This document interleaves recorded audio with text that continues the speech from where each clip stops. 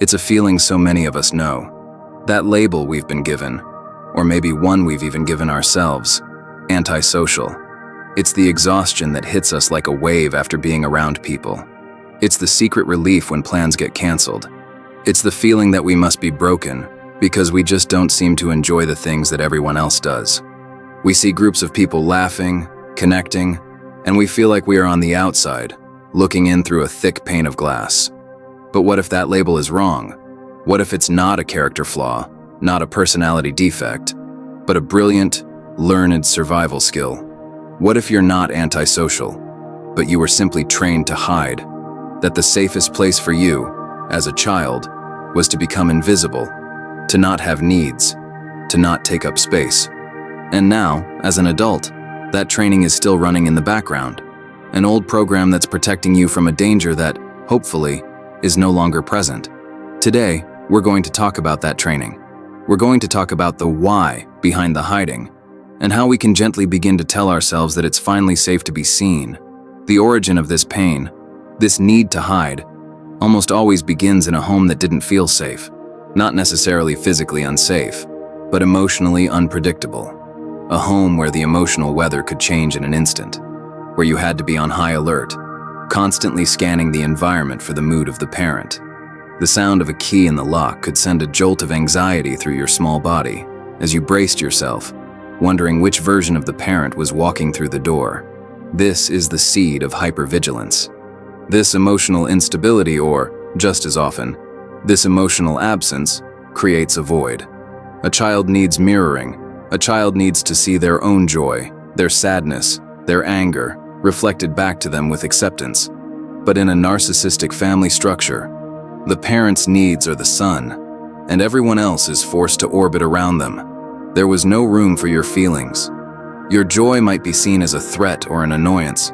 Your sadness was a burden or a manipulation. So, we learned very young that our authentic feelings were not welcome. They were in fact dangerous. They could provoke anger, or worse, the terrifying withdrawal of love. To survive, we had to hide these parts of ourselves. We learned to blend into the wallpaper, to become quiet, to not make a fuss. We became masters of invisibility. We disconnected from our own inner world because it was too dangerous to inhabit. This is where the internalization of responsibility begins. When a home is chaotic, when a parent is emotionally volatile or checked out, the child's mind cannot process this as a failure of the parent. The child's survival depends on the parent. So the only logical conclusion for the child's mind is, it must be my fault. If they are angry, it is because I was too loud. If they are sad, it is because I was not good enough. This burden of responsibility is the first step toward becoming the emotional caretaker. We start to believe that we have the power to manage the parent's emotions. If we are just quiet enough, just helpful enough, just perfect enough, then maybe, just maybe, the home will be peaceful. We put our own needs, our own childhood in a box and tuck it away, and we pick up the heavy weight of managing an adult's emotional life. The pain originates from this fundamental betrayal. The person who was supposed to see you and protect you required you to disappear in order to be tolerated. The absence of a stable, loving presence meant that we had to find stability somewhere. And for many of us, that stability was found in making ourselves as small, as hidden, as possible. This training to hide wasn't just passive, it was an active, daily lesson. We learned that being visible was being a target. So we perfected the art of disappearing. We developed a radar for the needs of others, while systematically silencing the needs of ourselves. We became what the parent needed us to be: a quiet audience, an emotional punching bag, or a trophy to be shown off. We believe that our authentic self, the one who wants to laugh loudly, or cry deeply, or just sit and be, is fundamentally flawed. We've been trained to see that self as the problem, so we hide it, not just from others, but from ourselves, until we forget it's even there.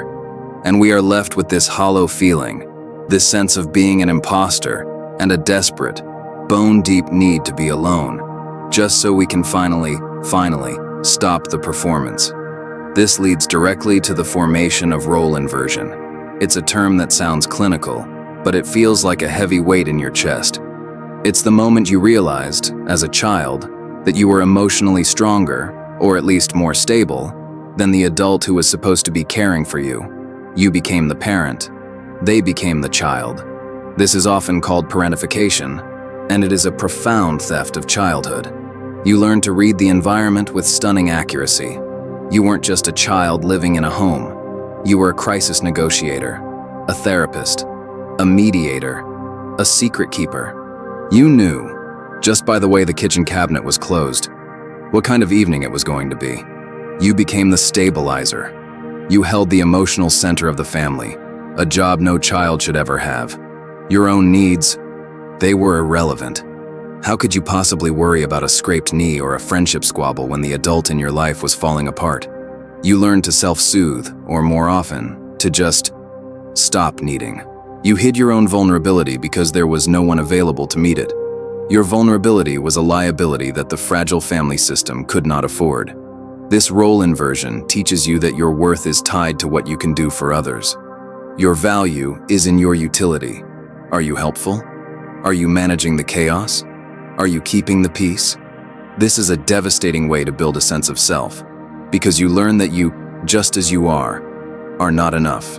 Your existence must be justified through service, through caretaking. The child who becomes the stabilizer learns to anticipate needs before they are even expressed. You are always 5 steps ahead, trying to smooth things over, to prevent the next explosion or the next depressive episode. This is an exhausting, full-time job. It leaves no room for play, for discovery, for making mistakes. It leaves no room for being a child. This dynamic shapes all of your future relationships. You enter friendships and romantic partnerships as the caretaker. You are drawn to people who need fixing, because that is the only role you know how to play. You don't know how to just be in a relationship. You only know how to work in one. You hide your own needs because you've been trained to believe they are a burden, and this is the core of hiding. You are hiding your true self, the self that has needs, the self that is tired, the self that doesn't want to be the strong one all the time. You present the capable, stable, caretaking mask to the world, but behind the mask, you are crumbling, desperate for someone to finally take care of you. The tragedy is, by the time someone truly stable and caring comes along, we often don't know how to accept it. It feels foreign, uncomfortable. We may even push them away, because the idea of being truly seen, without the mask of the caretaker, is terrifying. The role of stabilizer, which we were forced into, becomes a prison we build around ourselves.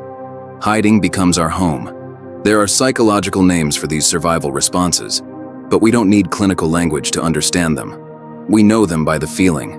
We talked about parentification, which is that heavy cloak of responsibility you never asked for. And we talked about hypervigilance, which is that feeling of never, ever being able to fully relax. It's the hum of anxiety that runs beneath everything. This survival response is brilliant. It's what allowed you to navigate a minefield. You learned to read subtle cues, to become an expert in nonverbal communication, to sense a shift in the emotional atmosphere. This skill, in childhood, was about survival. It was about protecting yourself. You learned to hide your own reactions to keep the peace. You learned to become a chameleon. The problem is that this mechanism, born of necessity, doesn't just turn off when you leave the house. It doesn't turn off when you become an adult. You carry this scanning and hiding mechanism with you into every new situation. You walk into a party, and you're not just there to have fun. You are scanning. Who is the dominant personality? Who seems upset? Where is the exit? This is why social situations are so profoundly draining. You are not just having a conversation. You are running a complex diagnostic program in the background, analyzing micro-expressions, shifts in tone, and potential threats. You are performing, calculating, and monitoring, all while trying to appear normal and relaxed. It is an Oscar-worthy performance, and it is utterly exhausting. The antisocial feeling is simply the crash that comes afterward. It's your nervous system, which has been on high alert for hours, finally screaming for a ceasefire. The need to hide, to be alone in a dark, quiet room, isn't a rejection of other people. It's a desperate, biological need for your alarm system to stop blaring. This is not a flaw. Let me repeat that. This is not a flaw. This is a testament to your resilience. You developed a world-class security system to protect yourself.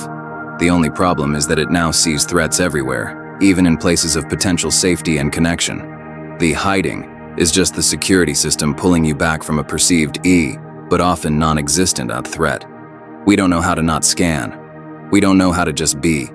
The idea of walking into a room and just existing without monitoring or performing feels impossible. It feels naked and dangerous. So we keep the armor on, we keep the scanner running, and we keep hiding the person inside who is just so very, very tired. Healing this isn't about smashing the alarm system. It's about gently, patiently, teaching it that the war is over. It's about showing it moment by moment that you are safe now. You are safe to relax. You are safe to lower the shield. You are safe to come out of hiding. And so, this shapes our entire identity. When you spend your formative years hiding your true self, you eventually forget who that true self even is.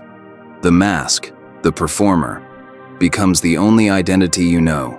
We are the good student, the reliable employee, the helpful friend, the perfect partner. We build an entire life around this performer. This performer identity is rewarded by the outside world. People praise us for being so competent, so selfless, so low maintenance. You're always so strong, they say. I don't know how you do it all. And every bit of praise is another brick in the wall, reinforcing the mask and pushing the real, hidden self further and further down. This is the central mechanism of self-disappearance. You hide so well, for so long, that you disappear to yourself. You are asked a simple question: what do you want for dinner? Or, what do you want to do this weekend? And you feel a jolt of panic. You don't know. You genuinely do not know. You have spent your entire life attuning to the desires of others. You never learned to listen to your own. Your identity is built on reaction rather than action. You are a mirror, reflecting back what others need you to be. This makes you incredibly adaptable, but also incredibly hollow. You feel like a fraud.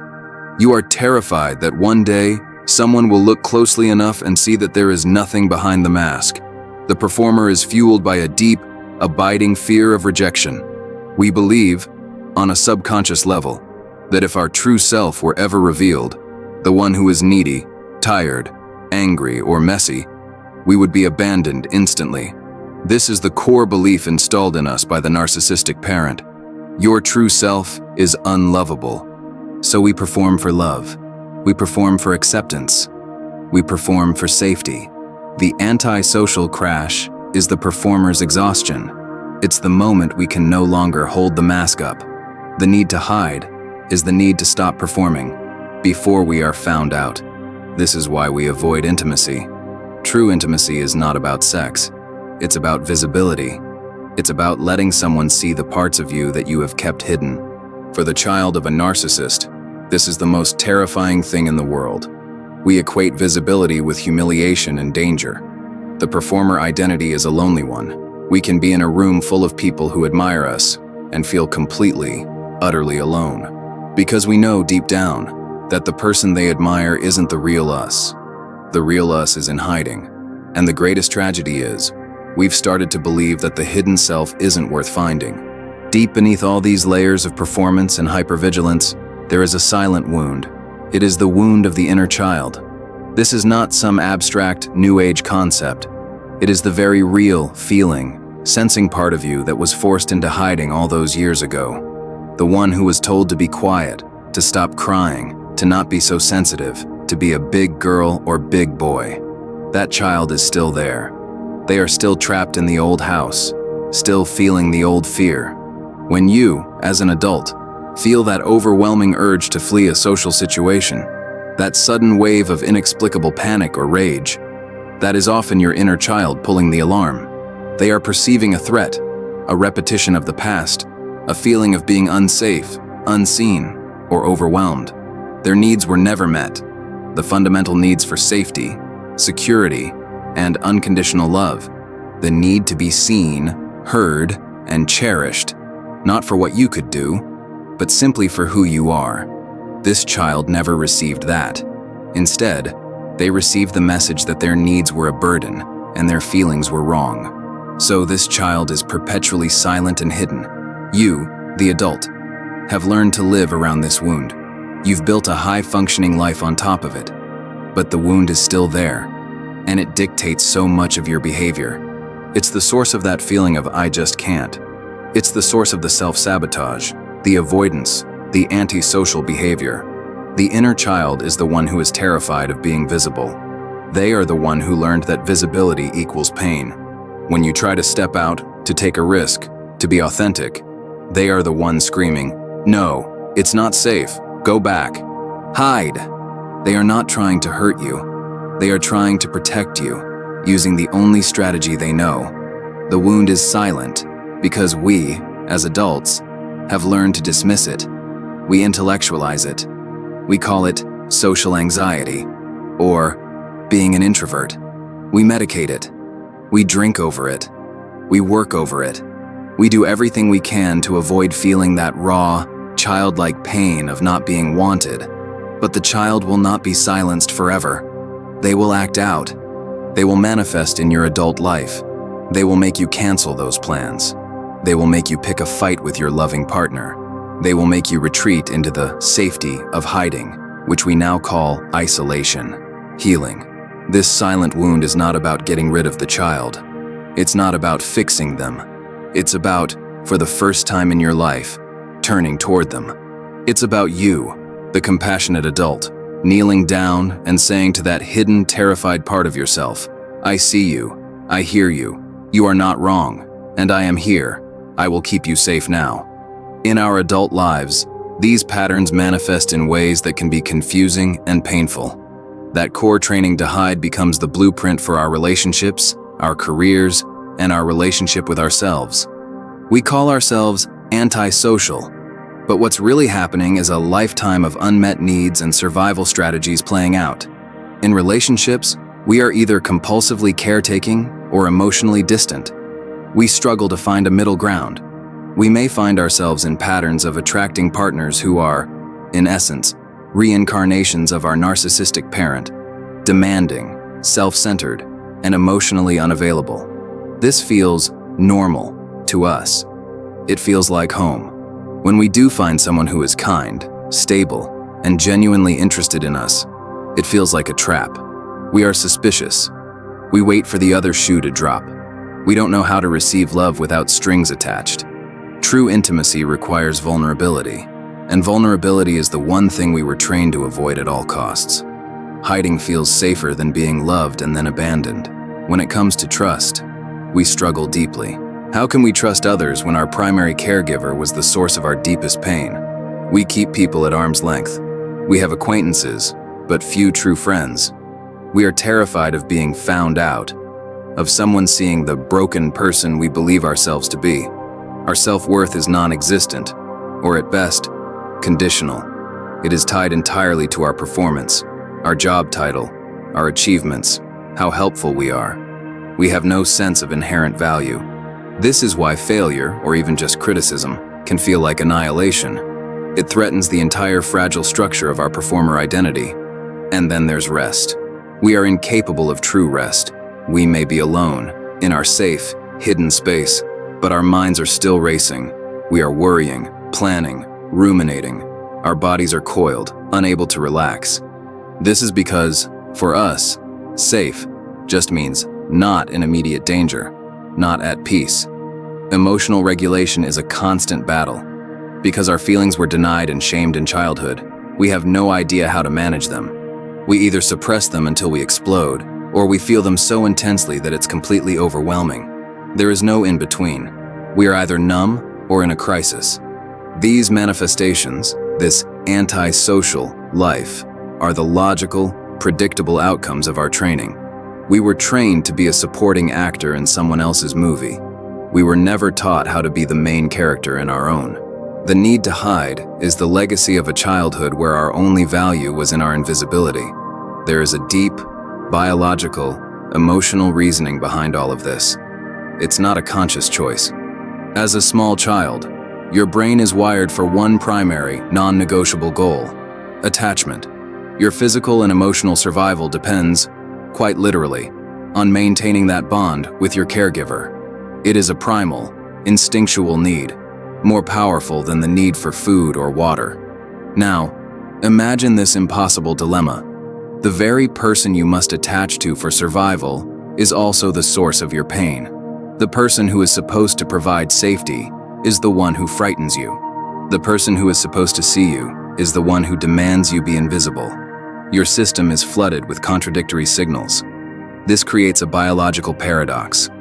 Your instinct for authenticity, for expressing your true feelings, for saying, "Ouch, that hurts," or "I'm scared," or "Look at me," is in direct conflict with your instinct for attachment. You learn, very quickly, that authenticity leads to rejection, or anger, or abandonment. And abandonment, to the child's primal brain, means death. So, you make a choice, only it doesn't feel like a choice. It's a subconscious, survival-based calculation. You sacrifice authenticity to maintain attachment. You kill off, or at least hide, the parts of yourself that are unacceptable to the caregiver in order to keep the bond, however painful or fragile, intact. This is not a psychological failing. This is a biological imperative. You did what you had to do to survive. You traded your true self for a sense of belonging, even if that belonging was dysfunctional and painful. Hiding wasn't a flaw. It was a solution. As an adult, this programming is still running. You enter a relationship, and your primal brain is still asking that one question: what do I need to be to make this person stay? You unconsciously scan them, figure out what they want, and you become that person. You sacrifice your authenticity for attachment over and over again. This is why you feel so empty. You have given away pieces of yourself in every relationship, every job, every interaction, all in service of that primal need to be accepted. The antisocial feeling, the need to hide, is your authentic self, buried deep inside, finally saying, "No more. I will not sacrifice myself again. It is safer to be alone." The sacrifice of authenticity is the original wound, and the instinct to hide is the scar tissue that formed around it. It's a protective layer that, while it saved your life then, is now preventing you from living fully. This sacrifice has deep, long-term consequences that ripple out into every corner of our adult lives. The internal narrative we develop is brutal. We are our own worst critics. We carry the voice of the narcissistic parent inside our own heads. "You're not good enough. You're too sensitive. Who do you think you are?" This internal narrative of unworthiness is the soundtrack to our lives. It's what drives us to overachieve, to perform, to people please. We are in a constant, exhausting race to prove our right to exist, a right that should have been a given. And because the bar is always moving, we never, ever feel like we've done enough. Our coping styles are all rooted in avoidance. We avoid conflict. We avoid intimacy. We avoid vulnerability. We avoid feeling. We become masters of numbing.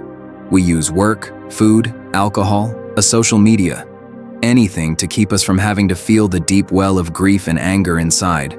We live in a state of chronic, low-grade dissociation. We feel disconnected from our bodies, from our emotions, from the world around us. We are, as we've been saying, watching our lives from a distance. We are here, but we are not present. We are the ghost in our own house. The relational effects are devastating. We are profoundly lonely.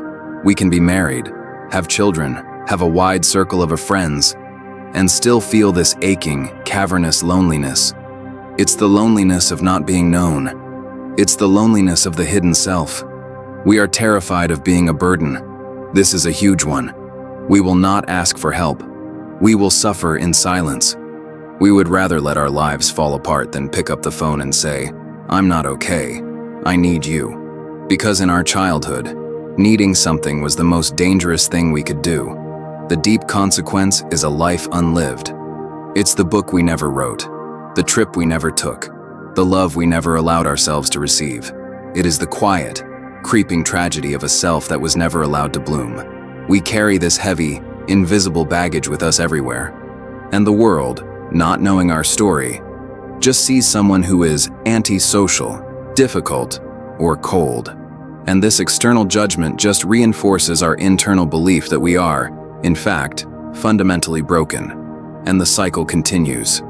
As we're sitting with this, I just want to pause for a moment. If any of this is resonating with you, if you've ever felt that deep, aching need to just disappear and hide, even when you're supposed to be having fun, you are so far from alone. Does that feeling of, I need to hide, feel familiar to you? If it does, and you feel comfortable, just type, I was trained to hide in the comments below. It's not just for me, it's for every other person reading, so they can see they aren't the only one. It's a way for us to all feel a little more seen, together. The first step out of this, the very first, is awareness. It's the moment you stop calling yourself antisocial and start, with gentle curiosity, asking, why do I feel the need to hide?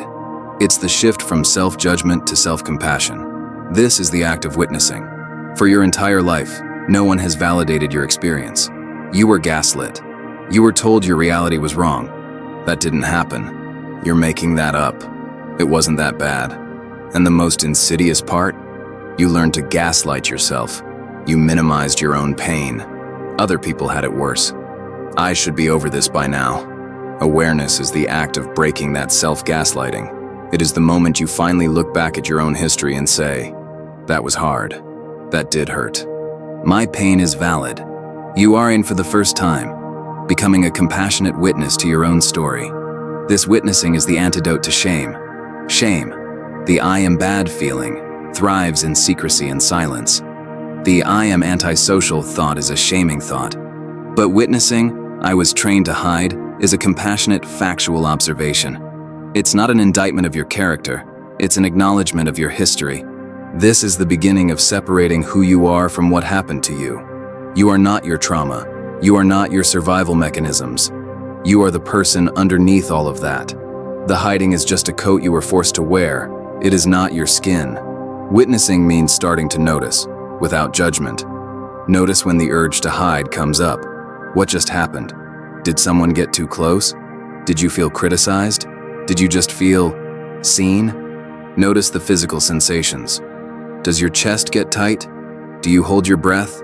This awareness is the small light in the dark room. You don't have to fix anything. You don't have to change anything. You just have to notice. You are just gathering information. You are becoming a student of yourself, a kind, curious student. This simple act of paying compassionate attention to yourself is profoundly healing. It is the first step in reparenting. It is the adult you finally turning to the hidden child and saying, I see you. I'm listening. Tell me your story.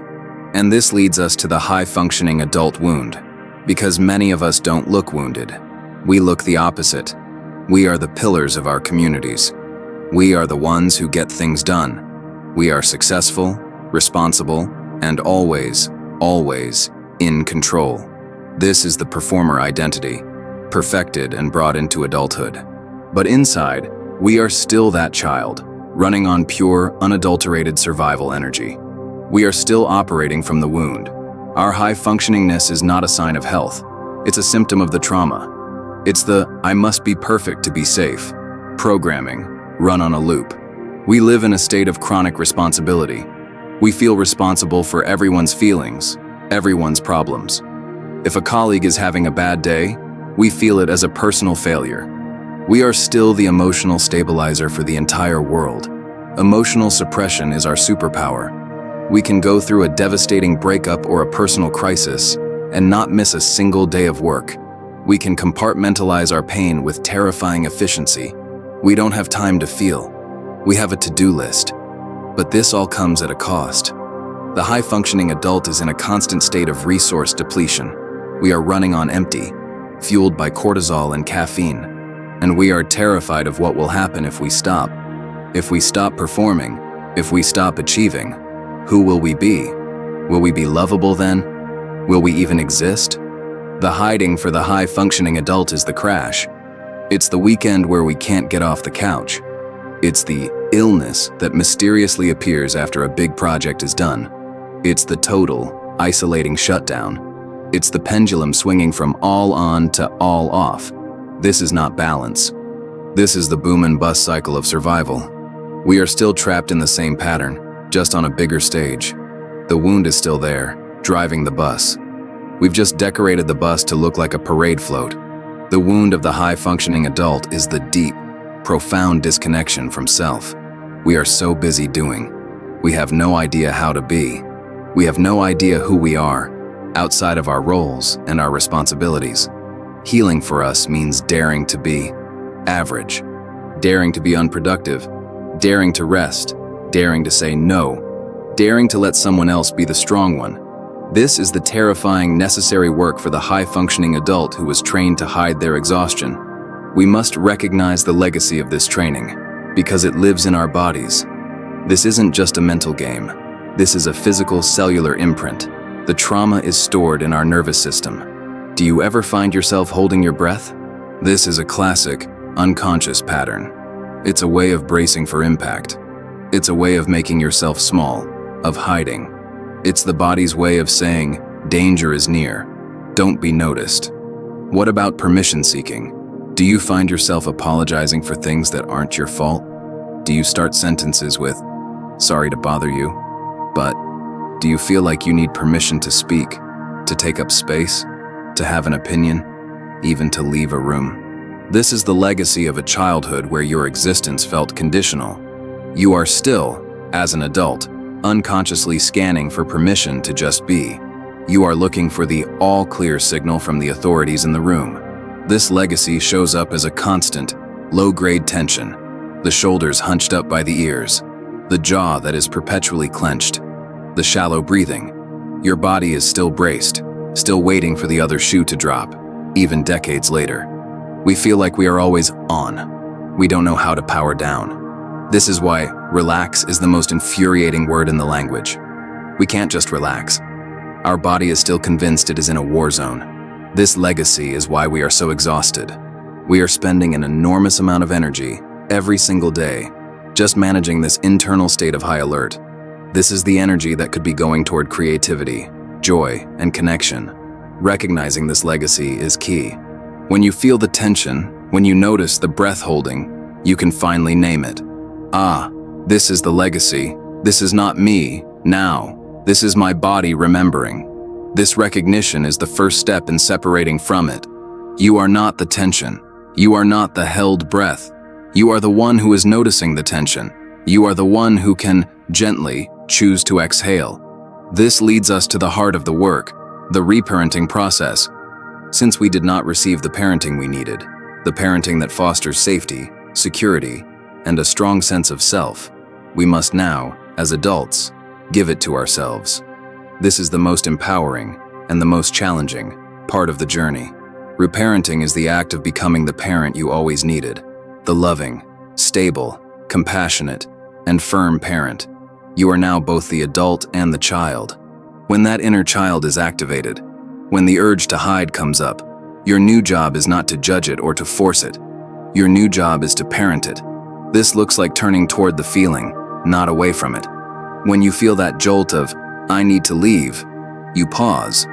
You take a breath, and you speak, internally, to that fearful part. I see you. You feel scared.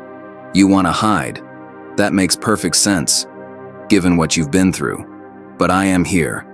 I am the adult. I will not let anything bad happen. We are safe.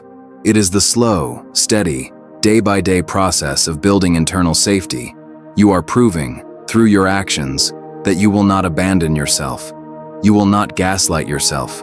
You will not shame yourself. You are creating a safe harbor inside your own skin.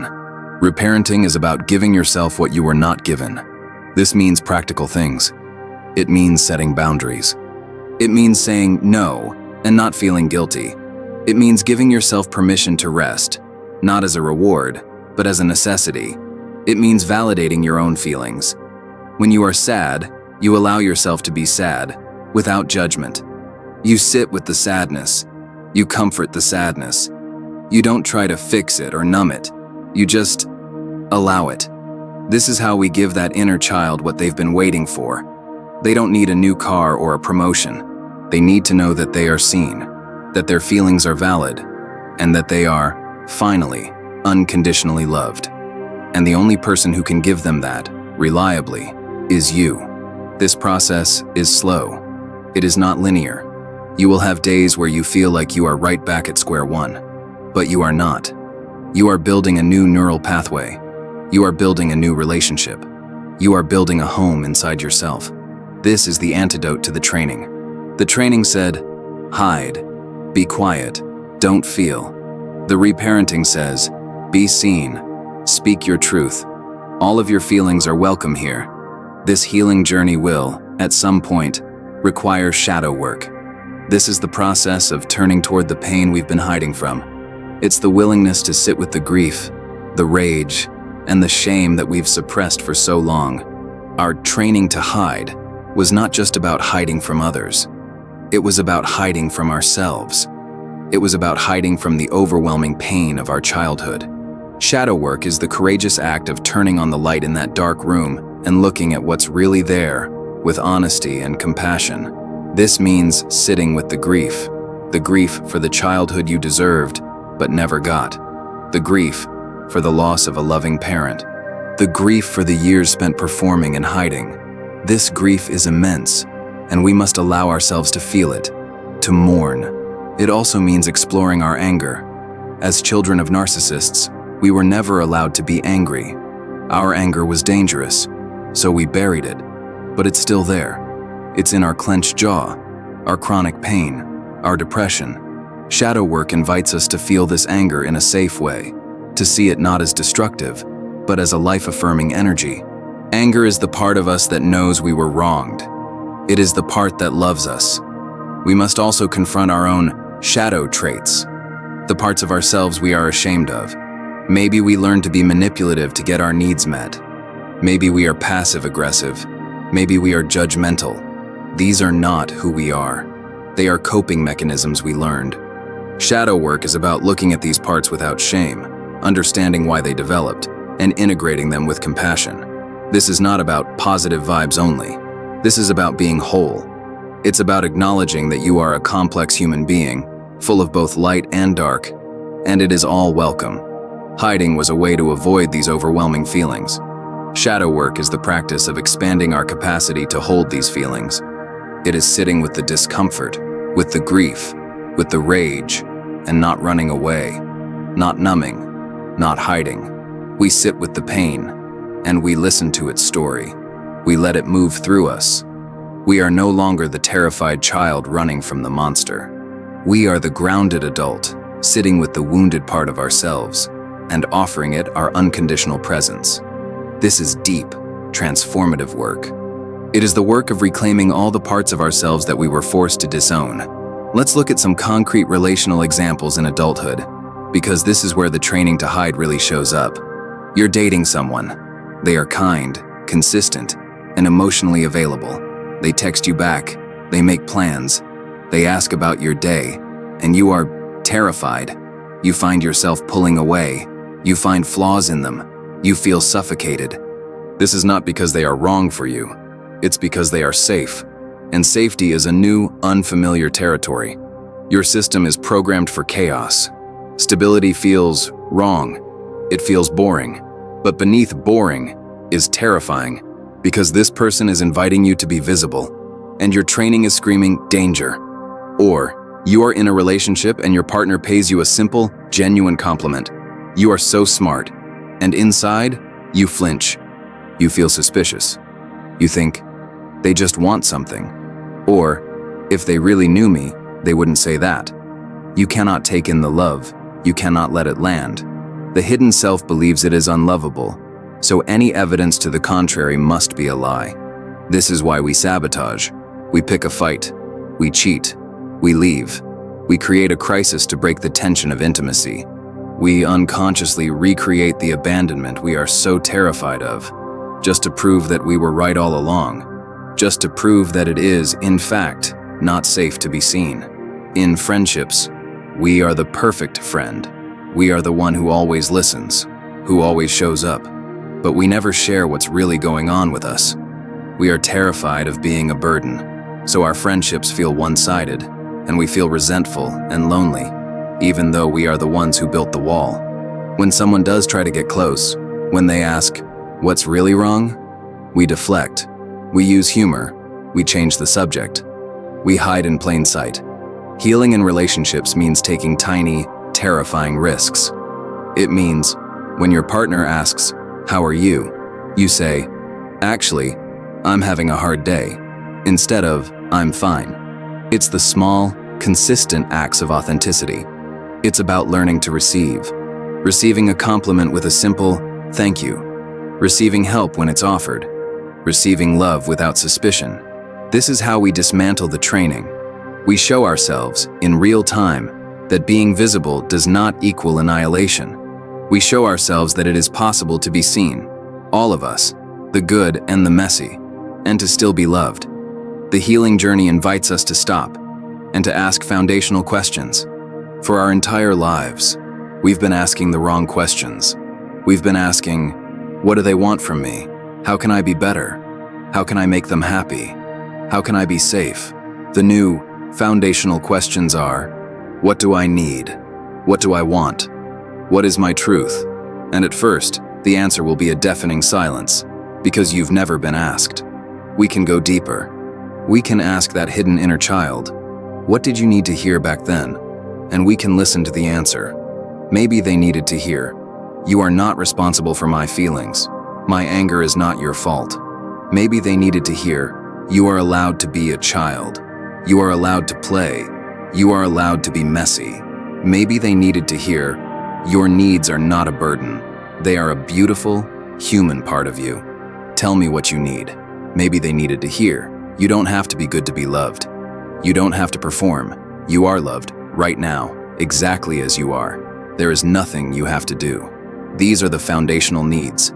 The need for safety, the need for validation, the need for unconditional love, the need for boundaries. As we ask these questions, we are inviting the hidden parts of ourselves to come forward. We are signaling that it is finally safe to speak. And then, our work is to begin to answer those questions and meet those needs in the present. We become the one who provides the safety. We become the one who validates the feelings. We become the source of the unconditional love we were always searching for outside of ourselves. This is the path. We stop looking for someone out there to rescue us, to fix us, to finally give us what we needed. And we turn inward, and we become the rescuer. We become the healer. We become the parent we always deserved. This is not a quick fix. This is the work of a lifetime, but it is the only work that matters. It is the work of coming home to yourself. And then, transformation begins to happen. It's not a lightning bolt.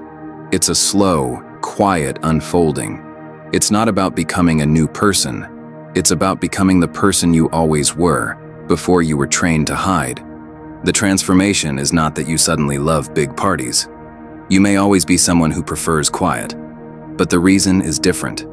You are not hiding from a perceived threat. You are choosing what nourishes you. The transformation is moving from fear-based decisions to choice-based decisions. You start to notice new patterns. You set a boundary, and you feel okay. You don't crumble with guilt. You state your opinion, and you don't apologize for it. You have a hard day, and you ask a friend for support, and they give it, and you receive it. Authenticity starts to feel less like a danger and more like a relief. It takes so much energy to hold up the mask, to run the performance. And as you gently start to let it go, you realize you have all this new energy. Energy for things you actually enjoy. You build internal safety. You become your own safe harbor. You know that no matter what happens out there, no matter who rejects you or misunderstands you, you will not reject or misunderstand yourself. You have your own back. This is the unshakable foundation. You will still have days where the training kicks in. You'll get triggered. You'll have the urge to hide. But the difference is, you can see it now. You can name it. This is the old training. And you can parent yourself through it. The spiral of shame gets broken. The transformation is a quiet one. It's the feeling of being able to breathe deeply. It's the feeling of being at home in your own skin. It's the moment you look in the mirror, and you don't see a performer or a fraud. You just see you. And for the first time, that is enough. This journey of moving from hiding to healing is a deep one, and it's so much easier when we don't have to do it alone. If these words, this feeling of being understood, resonates with you, I want to invite you to stay connected. You can subscribe to this channel, not as pressure, but as a gentle reminder that you are part of a community that gets it. We are all learning to be visible together. It's a place of care and guidance, and I would be honored to have you here as we continue to heal. There is so much wisdom to be found in this process. It's not just about psychology, it's about a deep, spiritual unfolding. We are reclaiming our right to exist. The poet Rainer Maria Rilke wrote about living the questions. He suggested that we should not seek the answers, but to live the questions now. Perhaps you will then gradually, without noticing it, live along some distant day into the answer. This healing journey is just that. We are learning to live in the question of, who am I if I am not hiding? Who am I if I am not performing?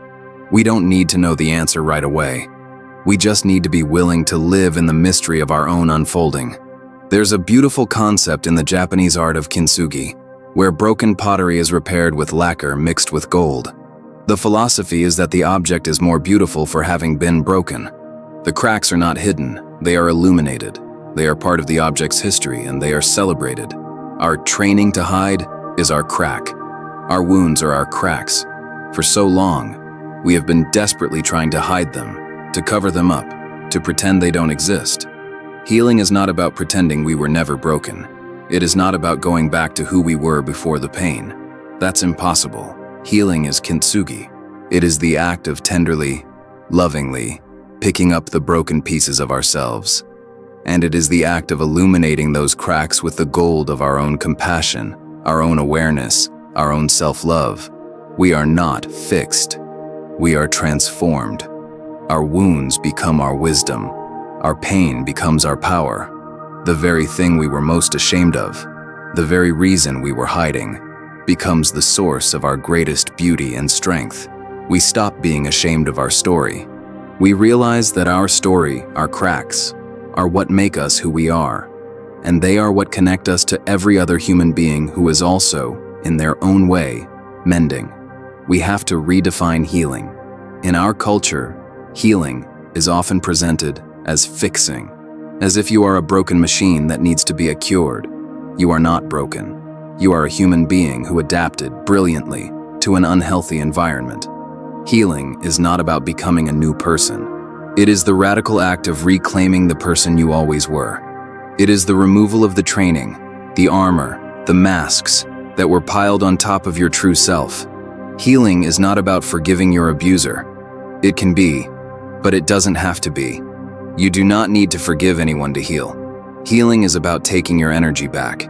It is about taking the focus off of them and placing it, firmly and forever, on you. Healing is not a one-time event. It is not a destination. It is a process. It is a spiral. We will revisit these wounds, these core themes, again and again, each time from a higher level of consciousness. This is not a failure. This is the process of integration. Healing is, quite simply, the reclamation of your identity. It is finding all the pieces of you that you hid for safety. The playful piece, the angry piece, the needy piece, the loud piece, the sensitive piece. It is about going into the dark, hidden places, and one by one, finding these lost parts of yourself, dusting them off, and bringing them home, into your heart. Healing is about choice. It is about reclaiming your agency. You are no longer a victim of your past. You are the architect of your future. You are moving from a life of reaction to a life of creation. Healing is the radical, political, spiritual act of claiming your right to take up space, to have needs, to speak your truth, and to be, unapologetically, your authentic self. And so, as we come to a close, we think about integration. This isn't about banishing the part of you that knows how to hide. That part is not your enemy. That part is your protector. That part is the wounded child. That part is the brilliant strategist who kept you alive. Integration is not about cutting away parts of ourselves. It is about becoming whole. It is about extending a hand to that part of you that is still hiding. It is about thanking that part for its service. Thank you. You did an incredible job. You kept us safe. I am so grateful for you. And then, it is about gently letting that part know I am the adult now. I can handle this. You don't have to be on guard all the time. You can rest. I will keep us safe now. You are becoming the loving parent to all parts of yourself. The performer, the hider, the inner child, the angry teenager, the high-functioning adult. They are all welcome. They all get a seat at the table. This is what it means to be whole. You are reconnecting with that inner child, and you are no longer hiding with them. You are holding their hand, and you are gently, safely, walking them out into the world. You are learning to hold the paradox. You are learning to hold the pain of the past and the possibility of the present at the same time. You are no longer just the hider. You are the hider, and you are the healer. You are the wound, and you are the gold that mends it. You are the child, and you are the parent. You are all of it, and all of it is you. So, if you take one thing away today, let it be this. You are not antisocial. You are not broken, or difficult, or too much. You were trained to hide. You learned, brilliantly, how to survive in an environment that demanded your invisibility. You built a fortress to protect a very sacred, beautiful self. And now, you are beginning the brave, quiet, sacred work of learning how to be seen. It is a revolution of the self, one that happens not with a bang, but with a breath. It's the process of giving yourself the safety you always deserved, and gently, in your own time, choosing to step out of the shadows and into your own, beautiful, authentic light. You are not hiding anymore. You are arriving,